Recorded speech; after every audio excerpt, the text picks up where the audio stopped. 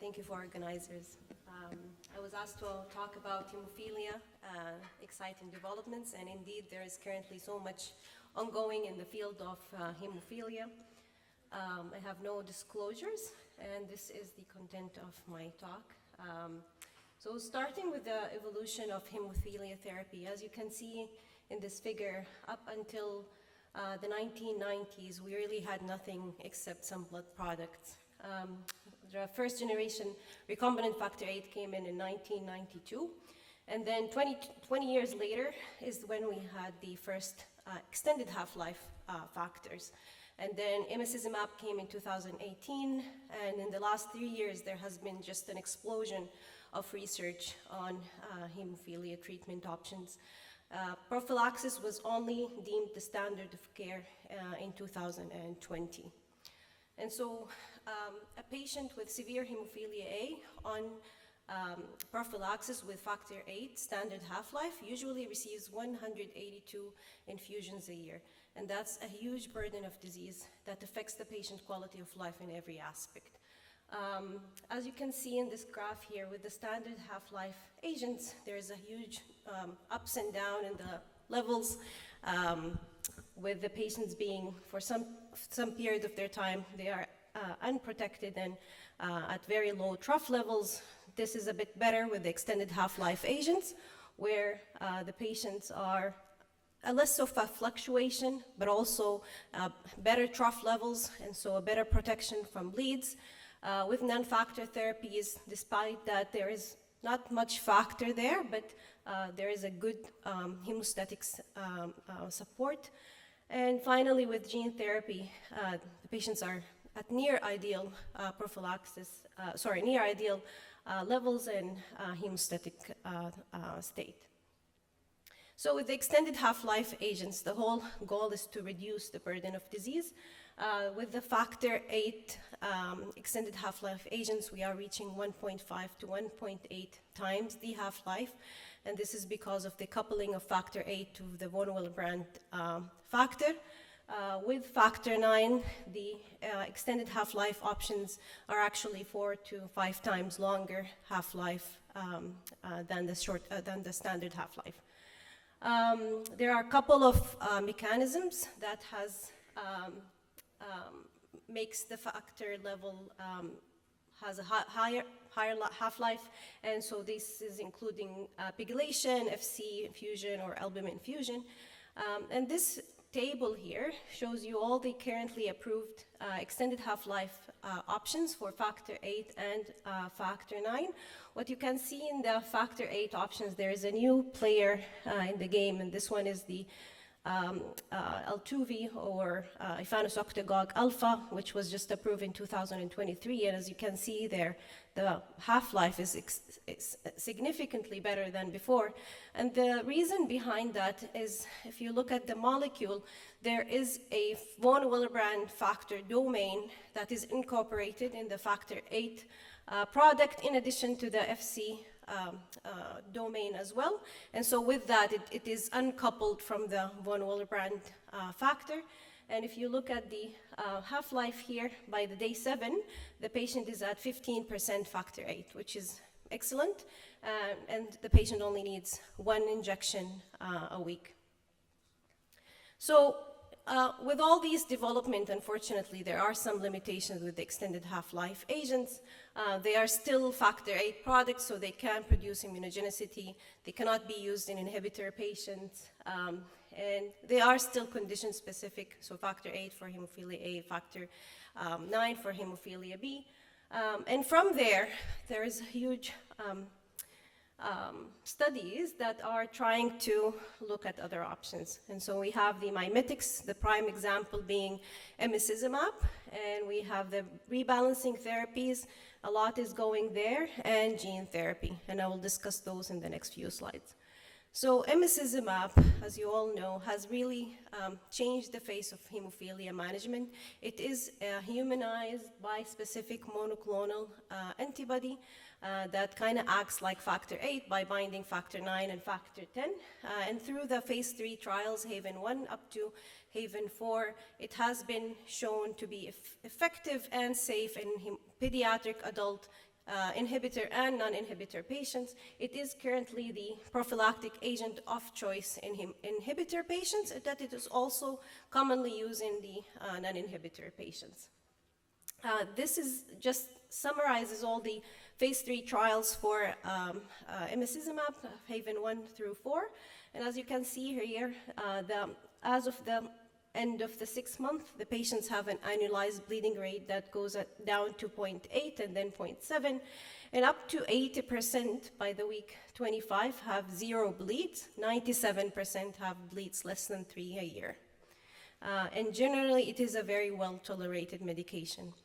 Now, unfortunately, nothing is perfect, and so with emicizumab, some challenges do come. And number one is the laboratory assay interference. And so patients on emicizumab, all their PTT and any APTT-based coagulation tests are basically useless, and I will show you a table next. But another issue is the management of bleeding and the management of the perioperative state in those patients. The HAVEN 1 up to 4 studies have shown that those patients that are increased risk of thrombosis and TMA when they are exposed to high doses of APCC. And so currently the preferable option to be used in patients who are going through surgeries or have breakthrough bleeding is factor 7. And if you need to use APCC, then to be just very careful with how much dosing you are giving and not to reach the 100 milligram per kilogram per day. There is also the potential loss of efficacy with the development of anti-emicizumab antibodies, yet this clinically does not seem to be a very common problem. This table summarizes what tests can be and cannot be used while on emicizumab. So the ones highlighted in yellow are the tests that are reliable on emicizumab, and this include PT. Although it can be slightly affected, it still can be used. Fibrinogen has to be the class method to be reliable. And then if you're trying to measure factor 8 activity, it has to be a chromogenic factor 8 assay based on bovine reagent. And the same, if we are trying to detect the factor 8 inhibitor titers, we have to check a chromogenic assay that is bovine based reagent. All the other ones not highlighted are basically useless. There are a lot of reports over the last year talking about low-dose emicizumab coming from many parts where, low resource setting around the world. This one study is from India, and it looked at, instead of calculating a weight-based dose, they just give a 1 vial dose to each patient, and this ranged between 0.8 to 2.6 per kilogram.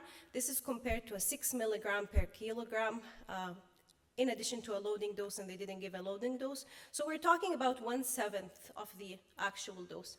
And the patient had 0 bleed, and most of those patients were inhibitor patients. And so right now there's a dose-EMI phase 4 study that's trying to look at non-inferiority of a lower dose emicizumab compared to the standard dose emicizumab.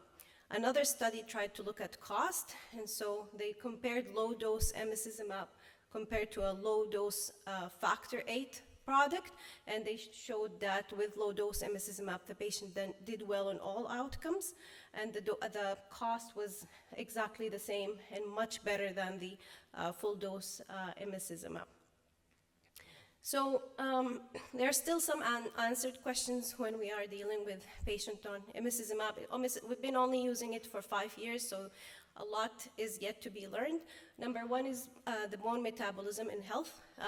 As you may know, patients with hemophilia are at higher risk of osteoporosis, and there is a lot of research on the role of factor 8 in bone health and in inflammation.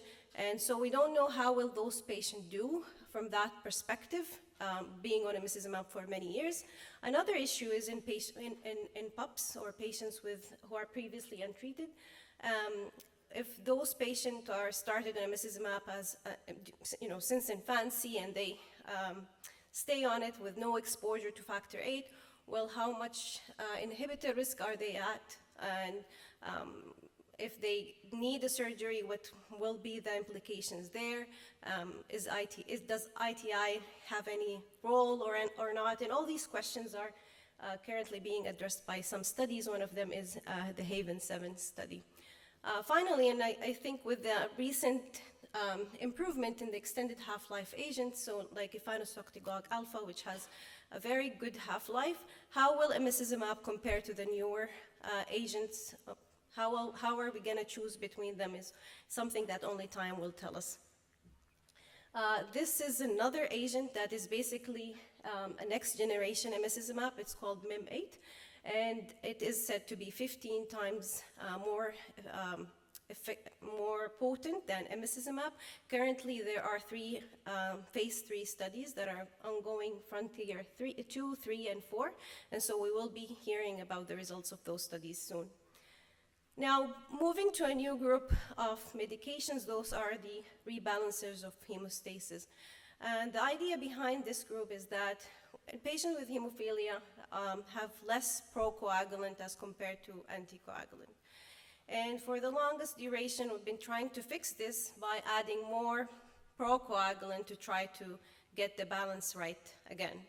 And so the idea now is that, well, instead of adding procoagulant, let's remove some of the anticoagulant, so trying to attack the anticoagulant pathways to reach the balance again.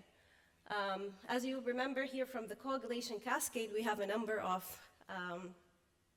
natural anticoagulant pathways. One of them is the activated protein C, and currently there is a serine protease being developed. The phase 2 trial of that was just presented in EHAD just last week or the week before. There is also the tissue factor pathway inhibitor, and I'll mention those two medications, and then there is the antithrombin, and fitusiran is acting on that pathway.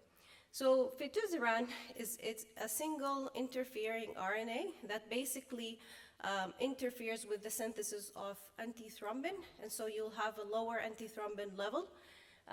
There has been 2 phase 3 studies that have published in 2013. The issue with fitusiran in these trials is that it has caused thromboembolic event. So it seems that we've tipped the balance a little bit too much with an 80 milligram subcutaneous monthly dose. About 2.28% of the patient developed a VTE, or a thrombotic event generally.